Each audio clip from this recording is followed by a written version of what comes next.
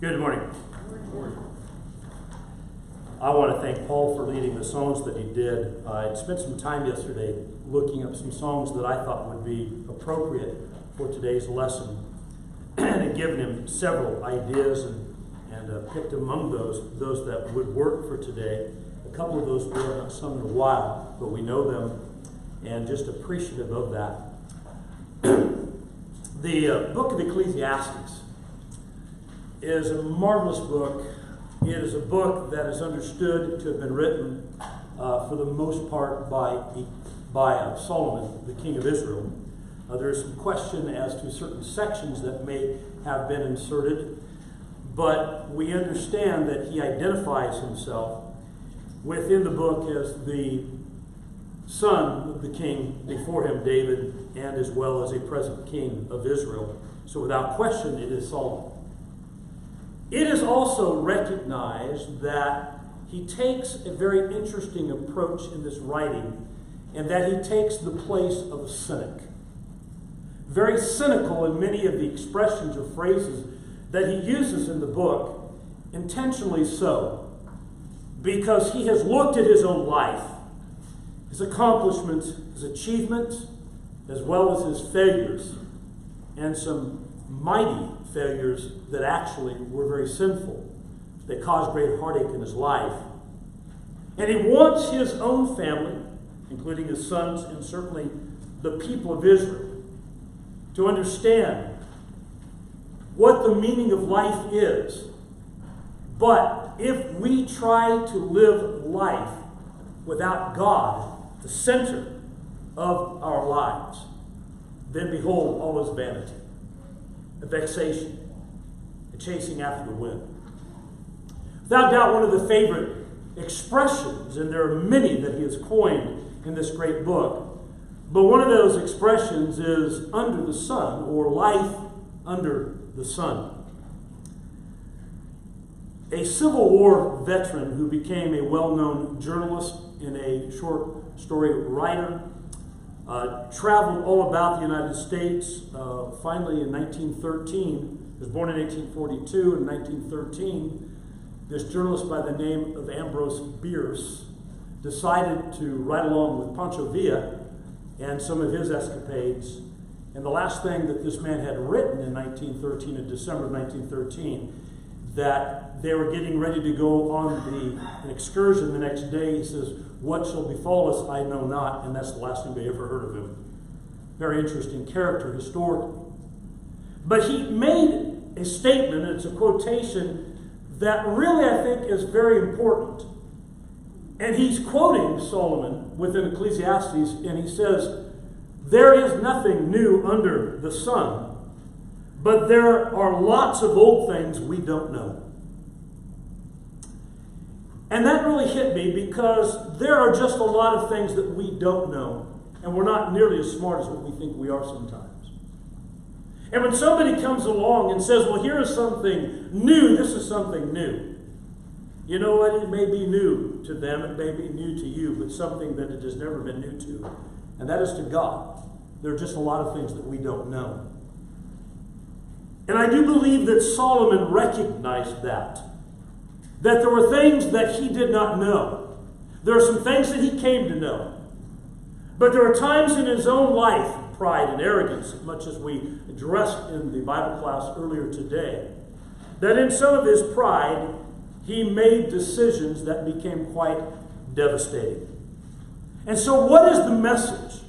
What is the message that when we look at this subject of life, what I'm going to say is under and beyond the sun, in the book of Ecclesiastes, of two realms? Now, I think we need to understand the intention of this book, that one of the great messages that Solomon is giving is that humanity's dependence, absolute dependence upon God, is the subject at hand. Our dependence upon God in all matters is so much what the book of Ecclesiastes is all about. And this is seen from start to finish within the wise man's perplexing book. And the king of Israel learned these things himself from first-hand experience. When I say from start to finish, consider in Ecclesiastes chapter 1. and beginning at verse number 12. And there the writer says, I, the preacher, have been king over Israel in Jerusalem, and I set my mind to seek and explore by wisdom concerning all that has been done under heaven. It is a grievous task which God has given to the sons of men to be afflicted with. I have seen all the works which have been done under the sun, and behold, all is vanity and striving after the wind. Do you see his cynical view approach to this? Because of life under the sun, everything that we would achieve and accomplish or strive after, again, if God is not at the center, it is just vanity of vanities. But from start to finish, then we understand as well as the classical ending of this book in chapter 12. If you would turn now to chapter 12 and beginning at verse number 9. And in Ecclesiastes chapter 12 and verse 9, as he brings us to a close, in addition to being a wise man, the preacher also taught the people knowledge. And he pondered, searched out, and arranged many proverbs. Now this again is where many think that what was inserted later by a scribe in reference to what Solomon has previously written, and this becomes almost commentary. Verse 10, the preacher sought to find delightful words and to write words of truth correctly. The words of wise men are like goads, and masters of these collections are like well-driven nails. They are given by one shepherd. But beyond this, my son, he warned, the writing of many books is endless, and excessive devotion to books is wearying to the body. The conclusion, when all has been heard, is fear God and keep his commandments, because this applies to every person. For God will bring every act to judgment, everything which is hidden, whether it is good or evil. I want to say to you again that from start to finish, when we look at the book of Ecclesiastes, we understand that we have this absolute dependence upon God. And when we remove God from the center part of our lives, when we put ourselves in the center or anything else in the center besides God, I want to tell you right now, failure is ahead of us. Do we see that? Now, I want you to consider then Solomon's intentionally cynical statement in the text that I want us to concern ourselves, and that's in Ecclesiastes chapter 9. Now turn to chapter 9, and even as I have it written upon the slide, in Ecclesiastes chapter 9, verses 5 and 6, the wise man says, for the living know they will die, but the dead do not know anything, nor have they any longer reward, for their memory is forgotten. Indeed, their love, their hate, and their zeal have already perished, and they will no longer have a share in all that is done under the sun. Now, we've got to see the context here. That when he speaks of two realms, and he speaks of two realms, he addresses two realms of existence. He says, number one, for the living. For the living, and that refers to those that are alive, those who are living, that's life under the sun. He addresses that. For the living know that they will die. But then he addresses this other realm. He says, but the dead, they know nothing. And so that is going to really represent of what happens or existence or life beyond the sun, on the other side, as we might sometimes say. Now, it's fascinating to me that as we look at this verse, and again, the whole context is couched in the final phrase, in all that is done under the sun, that even when we talks about the dead, that they know nothing, and we're going to address that later, but so many things are forgotten. You know, when you think about that, and we have no idea, but can you imagine, what are there, something like 6-7 billion people on our planet today? I forget what it is. There's some figure like that. So when you think about from our time right now, in 2019, back to the beginning of time, just how many billions or trillions of people have there been that have been upon this planet? Now, from a comparative standpoint, percentage-wise, how many of these people are actually remembered? You know, perhaps there's some great historical figures that are always going to be remembered by a lot of people. But when you look at that, That's a small percentage on the grand scale, isn't it? And I think that we would find ourselves as being arrogant. I know I would figure this way and say, oh yes, if time continues on 100 years from now, a millennium from now, people are going to remember who Brent Willey is. No, I know. I see smiles. I'm just thinking that you just break out in laughter. I mean, that would be quite arrogant, would it not? And while even with family, I think most of us maybe can certainly talk about who our grandparents are and our great-grandparents, but unless you are somebody that's really studied your family genealogy, I'll tell you right now, I cannot give you all the names of a couple of them, but all the names of my great-grandparents. And I know none of the names of my great-great-grandparents. And I'm talking about some of those, and I met a fellow that found out that I was related to him in the Bay Area some years ago, and he did a little genealogy, and he brought back these names, and finally back to an Isaac Willey that goes clear back. It was into the 1700s, and you know, and I said, well, I never knew even who this was and where they lived, and he was in England, by the way, and all of that. And the thing is, how many generations go by and the dead are forgotten?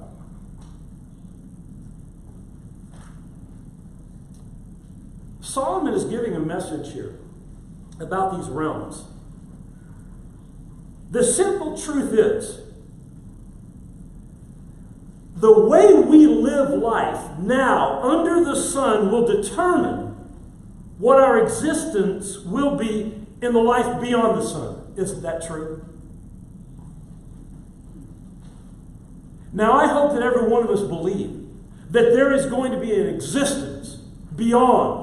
That is life not under the sun. We know that's already existence. That's what we're living right now. But I hope that we all believe that there is going to be something beyond the grave, as we use that expression from time to time. But what that existence will be in eternity is determined not by the decisions that we make at the moment of death, or even decisions that are made right after death, because I'm going to show that's really not even possible. But it has everything to do with the choices and the decisions that we do of now, of life under the sun. And this is what Solomon wants the people of Israel, his own family, to understand, even by virtue of the experiences that he had. Because I'll tell you, you just read, for example, Ecclesiastes chapter 2, and he just about did it all, didn't he? So, let's talk about this. And first of all, we talk about life under the sun. And what's understood there, again, he says, for the living know they shall die. The living know they shall die. And I was going to use all kinds of passages, and I thought I just don't need to do that for today. But is there anyone here this morning, and you probably don't want to raise your hand, but is there anyone here this morning that does not understand that? Is there anyone here that does not recognize that, you know what? We're going to die. And we may not like to think about it, talk about it, but he puts it in such a way or phrase, is the living know. The living know they shall die. Now again, the context is couched in the final phrase of life under the sun. He says that, in other words, the living know they're going to die. He'll contrast that with the dead in a moment. But as he speaks about life under the sun, and you know what's interesting to me as well, is that the phrase under the sun is found 29 times in the 12 chapters of the book of Ecclesiastes.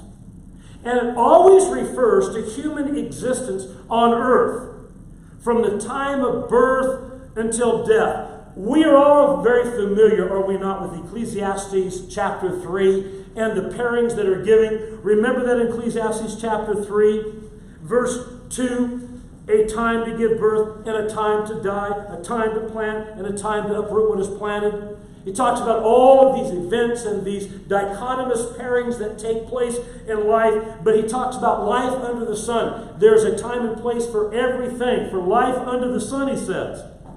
But then it concludes in verse 20 of chapter 3. All go to the same place. all came from the dust, and all returned to the dust. Now, what he's talking about, he's talking about that is, we know that when we die, that when it comes to the physical body, that what's going to happen to the physical body, that we all go to the same place. Now, that's interesting as well. When you look at some of the societies, the kingdoms, the cultures that existed, do you suppose that there were those that, let's go back to some of the great Egyptian empires, dynasties. And if you were a pharaoh and you had that great power and a great enormous amount of money in a time, what did they build for so many of the dead pharaohs? These huge tombs that we even refer to as pyramids. And they were buried in those. And a lot of things were put in there, some of their possessions. And archaeologically, what has been discovered is a couple of interesting things. One, of all the earthly possessions, the great amount of wealth that they have, but also the Egyptians' amazing ability of all those thousands of years ago of how they were able to embalm those bodies into a remarkable way in which we're not even exactly sure how and what they did. But you know what it all comes down to? We all go to the same place. They're dead. And in their idolatrous, paganistic approach, maybe some of them thought, well, they'll have those things, be buried with those things, because perhaps some way that, in the afterlife, they're going to be able to enjoy those things. Do we know better than that? Yes, we do. Solomon had been a very, very successful, wealthy king, and he knew that he was going to die, and he was going to go to that same place, so to speak. And it doesn't make any difference if you were buried in a grand pyramid or if you were buried in a common grave with paupers. Now, he talks about life. He concludes in chapter 12 and verse 7, Ecclesiastes 12 and verse 7, then the dust will return to the earth as it was, and the spirit will return to God who gave it. So we all go to the same place when it comes to death in the physical body, but now when we talk about the spirit, and there's a part of us, is something that is not physical. We have a spiritual makeup. We have a soul, don't we? And life returns to God, and we know that as he's going to go to that conclusion later on in those last couple of verses of chapter 12, as we see, we know that there's going to be a judgment, and we'll talk about that a little bit later on. In fact, when we consider this then, this phrase, under the sun and human endeavor, 29 times, he wants them to know that there are a lot of things that we concern ourselves with in human endeavor, achievement, and just the experiences of life today, that we find ourselves busy with life every day, don't we? But what is it that the living need to take to heart? That life under the sun is filled with choices, and that's what takes us to his conclusion in chapter 12. That life under the sun is filled with choices. Let's go back to chapter 12 and look at verse 13 again. Ecclesiastes chapter 12 and verse 13. He says then, in verse 13, the conclusion, when all has been heard, is this: fear God and keep his commandments, because this applies to every person. You may have a translation that says, hear the conclusion of the whole matter. Fear God and keep his commandments, for this is the whole of man, or the whole duty of man. That is the very essence of our existence. Life is filled with choices, and the very first thing that he wants them to understand is that when you look at the conclusion of life, and I want to tell you, we should be looking at the conclusion of what life is all about every day in our life, shouldn't we? Fear God and keep his commandments. Brethren and friends, is that a matter of choice? Yes, it is. God does not force us to fear him, reverence him, respect him, stand in awe of him, even tremble at him. God does not force us to do that. God does not and never has forces us to keep his commandments. It is about choices. Choices that we make in this life. And so when you look at life under the sun in the book of Ecclesiastes, and again, it comes to family and vocation and wealth and all the things that can be experienced in life. He sorts that all out. He organizes He puts it in these little packages, if you will, of here are these aspects of life and venues of life. He says, but here it is. Here he is. Here is the conclusion of the whole matter. Fear God, obey Him, and keep His commandments. I so much appreciate what Pete said this morning, because Pete, I think of this all the time too, that when we drive to church services on Sunday morning, and especially when you go by Los Osos Middle School, and when the soccer field is just filled with kids playing sports and all that, and then we just know, and there's people doing all kinds of things, right? And there are people that do not understand how indebted they are to God. They don't understand what the conclusion of the whole matter is. Fear God and keep His commandments.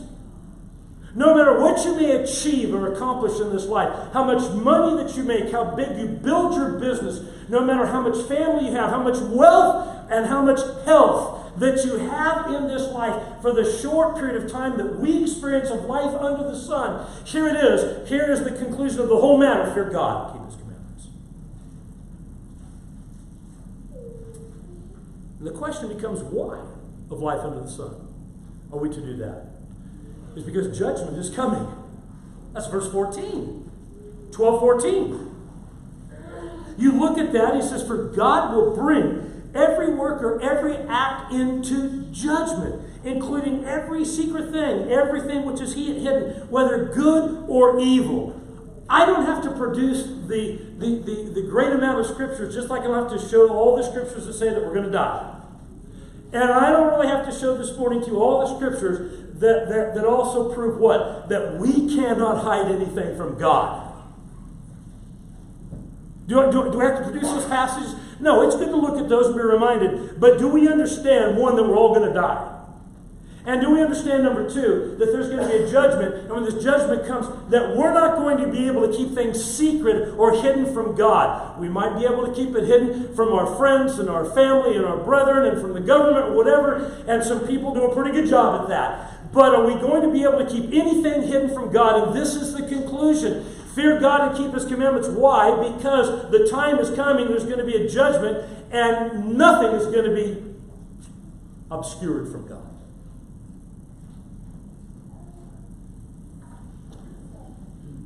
You see, when it comes to this conclusion to fear God and keep His commandments, some will and some won't. And you know what we want to do? We're trying to make a difference in the lives of people and to influence people and to show people and to share with people that, listen, you need to come to know who God is and who His Son Jesus Christ is, and fear Him and keep His commandments. And when it comes to this being prepared, understanding that judgment is coming and that every act is going to come to judgment, everything, including every secret thing, every soul will be judged. No one escapes that. You know what? The living ought to know that. This is what it's all about of life under the sun. Now let's go back now. I almost asked, just like it was a class, do we have any questions at this point? We're not going to do that really right now. But I would appreciate a nod, if that makes sense. Now let's go back to our original text. In Ecclesiastes 9, 5 and 6, and read it again. For the living know they will die. For the living know they will die. But the dead do not know anything, nor have they any longer reward, for their memory is forgotten. Indeed, their love, their hate, and their zeal have already perished. And they will no longer have a share in all that is done where? Under the sun. So this brings us to this concept, if you will, how about life beyond the sun, or as we sometimes talk about, on the other side of the grave, on the other side. But let's just refer to that idiomatically, if you don't mind, as rather than life under the sun. Now what about, what is that life beyond the sun? However you want to quantify that. It says the dead do not know anything. And then goes on to say, and they will no longer have a share in all that is done under the sun. Now, clearly, this is a contrast. That what Solomon is doing is he is giving a contrast between these two realms of life and death, of life under the sun. Here's the living know. They know they're going to die, and here's what they need to know about life. Here's the conclusion. They need to appreciate, respect, and make good choices. Now, contrast with that is this whole idea of beyond the sun, but the dead do not know anything. It's not that the dead are utterly out of existence. We know better now. We're going to show Scripture. But I'll tell you what, the dead are out of existence when it comes to life under the sun. Now, I do not wish to be morbid in any way here. I really don't. But we could go to any burial ground, any cemetery, one that's just not far away from here, or any other burial ground or cemetery, and we often might go, and we might go to a grave site and there pay our respects for some loved one or friend who has passed on. But in reality, we understand what? Is that person, the remains may be there, but is that person in the true existence of that person who has a soul? Is that where that soul is? In the grave? In the ground? Or one whose ashes have been scattered, perhaps at sea or some other place? Or whatever else may have become their unfortunate demise? We understand that when he says that the dead do not know anything, and he speaks about them, it's going to be a phrase that refers to of they're no longer sharing, the dead, they're no longer sharing with anything about what goes on in life under the sun. And that's something that we need to appreciate, because it is further testimony that we live this life now in such a way so that we can have an eternal life on the other side and not have to worry about this life any longer. You see, it's not that the dead are utterly out of existence, because God is a God of the living, not of the dead. When it says that he is the God of Abraham and Isaac and of Jacob, and as Jesus would even quote that God is he is a God of the living. And I want to suggest to you that Abraham and Isaac and Jacob and men like David and Moses and other great notables that we can read about the Bible, that they still exist, but not under the sun. They're not in this realm. They're not in this existence. And they have no more involvement in the things of the matters of this life. There are two interesting case studies that I want to briefly share with you as we look at this. And the very first one is in Samuel. And you go back to 1 Samuel chapter 28. And we know that King Saul has already made a series of bad decisions and has fallen out of favor with God. Most of us are pretty familiar with King Saul and his being disobedient to God repeatedly. Now, who has just died was a prophet of God, a prophet whose name was Samuel. And in chapter 28, things are not going well for King Saul. He's already been told by the prophet who is now dead that God has taken away your kingdom, and you know what? You've got great and greater problems ahead of you. Now it comes to his attention because he understands that David has run off. He's just insanely jealous of David. He also has found out that there are some times that David has even found protection amongst the Philistines, who are great enemies of Israel. And now the Philistines have risen up, and they are going to march, and they're going to do battle against Saul's armies, and he is scared to death, and he doesn't know what's going to happen. Now, he had just made a statement. He had issued a decree, which would be, by the way, in concert with the law of Moses anyway, but about that there should be no mediums and sorcerers and witches within the land and all those kinds of things. And he said that, but now he doesn't know what to do, and so he disguises himself in 1 Samuel 28, And he finds out about this medium, this sorcerer, this witch of Endor, and he's going to go to her in disguise. And she was worried that she was being set up to begin with. But without going into the whole story, she finally says, who is it that you're wanting to see or talk to? And he wants to be able to talk to the dead prophet, Samuel. And so she's going to do a seance. In fact, the ESV, some of the translations that I know anyway, they even use the word seance. Interesting, in the Greek translation of the Old Testament, Septuagint, the Greek word that you have there in gastrothumos is the idea of one who could take, and they can actually take from their body and throw their voice to the ground. They're ventriloquists. In fact, it is actually translated as ventriloquist in some of the other translations of other even non-biblical writings of a ventriloquist, one that can throw their, and you can just see how people would be fooled by that, because they could, without moving the lips, throw their voice to the ground and make it sound like the dead was speaking from the ground. So she's getting ready to do her little thing, but God has another, and God's going to give an exception to a situation here, because he does have Samuel come up from the grave. But you know what's fascinating to me? Is Samuel's response to this, the dead prophet.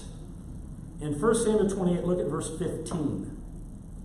Then Samuel said to Saul, "Why have you disturbed me by bringing me up?" Saul answered, "I'm greatly distressed, for the Philistines are waging war against me, and God has departed from me and no longer answers me either through prophets or by dreams. Therefore I have called you to make known to me what I should do." You know what? I want to ask you. Where Samuel had been of life beyond the sun, did he really even care about Saul anymore? No. In fact, "Why have you disturbed me?" You know, we use that expression, "May he rest in peace." And to the godly that can rest in peace, why would they even want to be concerned? Now, God's going to teach a message, and by the way, who was more surprised than anybody when Samuel came up? The sorcerer of Endor. Because she knew what she did was sleight of hand and just a trick, and now here is the dead prophet speaking. Well, that would get anyone's attention. But you know, as I look at that, that is fascinating to me. You see, he was in the realm of the dead, and Samuel no longer has any concern. He's not going to be giving prophecies from life beyond. God brought him back, and that's the miracle in God. God brought him back to then finally make a statement to Saul. But you know what Samuel wasn't doing? Samuel was not sitting there in the realm of the dead making prophecies or showing concern about life under the sun any longer. The other interesting case to me is the former rich man. As you know, the account in Luke chapter 16, the rich man and Lazarus.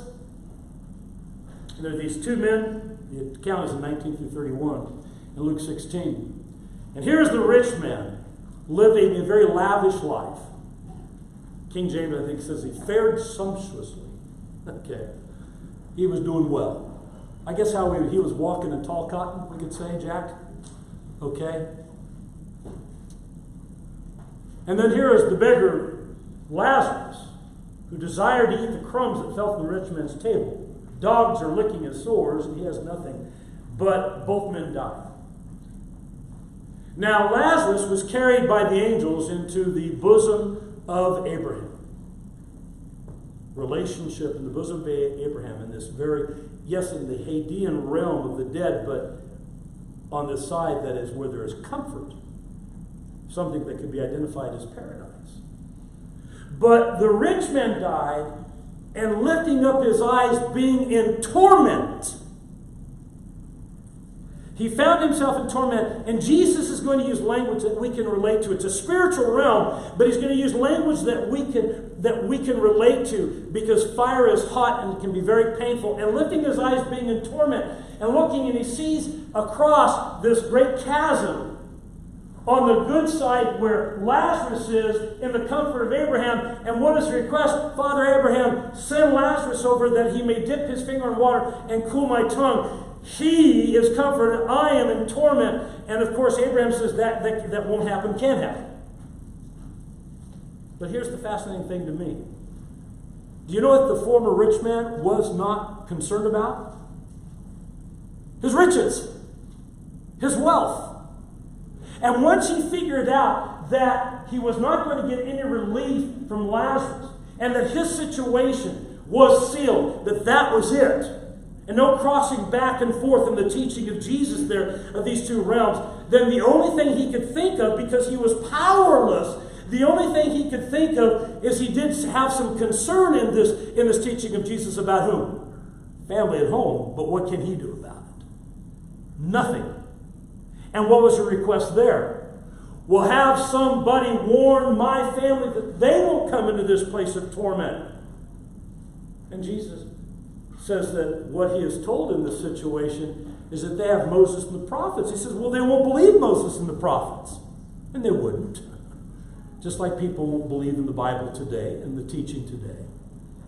He says, yes, but if you would send one back from the dead. And he says, if they won't believe Moses and the prophets, neither would they believe one as one risen from the dead. And all I can tell you is that he had no power, no control. He had absolutely nothing to do with the affairs of life under the sun. It's over with. These particular type of cases show us that these two realms are very, very, very much separated. And what that says to us then is that, one, we know that death does seal the destiny. What it says in Hebrews 9:27, that it is appointed unto man once to die, that we're going to die. And after this is the judgment. We know that judgment is coming. That certainly is very much on par in correlation with Ecclesiastes 12:14. But when we look at this, brethren, here's what I want to ask you. Is we look at this and we see this clear contrast between these two realms of life under the sun and life beyond the sun on the other side of the grave. We look at the clear contrast that Solomon had given. The difference between existence on earth from the time of birth to the time of death and everything in between. That the dead, that they're not utterly out of existence, they are in a realm of the dead that is a spiritual realm, not a natural physical realm. They just have no more involvement in things and the matters of this life. Now, how many of you have heard people in this world say something like this in reference to some family member or friend that has passed on, is now in life beyond the sun? And they'll say, well, don't worry, because so-and-so is looking down on you right now. How many of us have heard that expression? I want to tell you, that's not a biblical concept at all. They're looking down on you right now. I even heard and read some, and not long ago we were traveling, and Vicki was reading a posting on Facebook. She has Facebook, I do not. But she's reading a posting on Facebook, and from a member of the Lord's body in another place, who was trying to console, and I understand what they're trying to do, but just said, well, don't worry, because your Aunt so-and-so, who evidently was a faithful Christian, had died, but your Aunt so-and-so, she's looking down to you, and she's going to make sure that you and your family are going to be okay. And I'm thinking, wait a minute, this is almost deifying the dead amongst humans. Brethren, we must not confuse these two realms. There's a lot else that I suppose could be said about that, and many of you might be thinking and saying, well, wait a minute, I find that upsetting. Don't find it upsetting. Find comfort in the message of God that if we will understand what it is our duty, our responsibility before God to do in our life under the sun, and make the right choices to fear God and keep His commandments, because judgment is coming, then you want to know something? We'll be ready. And who is supposed to have the greatest influence in our life is the one who transcends all realms, and that's Almighty God. And through His Son, Jesus Christ, who sits at the right hand of God. Now, Colossians 3 does speak about Christ from where He sits. And from where He sits, do we believe that Christ looks down upon His people? And do we believe that God can bless His people? Absolutely. But let's not confuse this when it comes to the dead. Brings us to this conclusion. It's found in chapter 10, Ecclesiastes chapter 10, and verse number 2. A wise man's heart directs him towards the right. And it was in the Hebrew word, it's a directional. It has a right hand as opposed to a left hand. And in Hebrew idioms and many of the cultures, you know, if you were right-handed, that was strength. If you were left-handed, that actually was a disadvantage and sometimes even considered as a curse. Sorry about that to us left-handers. But now it says, a wise man's heart directs him toward the right, but the foolish man's heart directs him toward the left. The message of Solomon, over and over again, about life under the sun, is us making good choices. Us making good choices. Life lived under the sun without fearing God and keeping His commandments is the greatest foolishness imaginable. And that's the lesson of Ecclesiastes for us today. And I hope that we will take it to heart. I'd be more than happy to sit down with anyone and to further study the book, study some of the things that we've talked about today.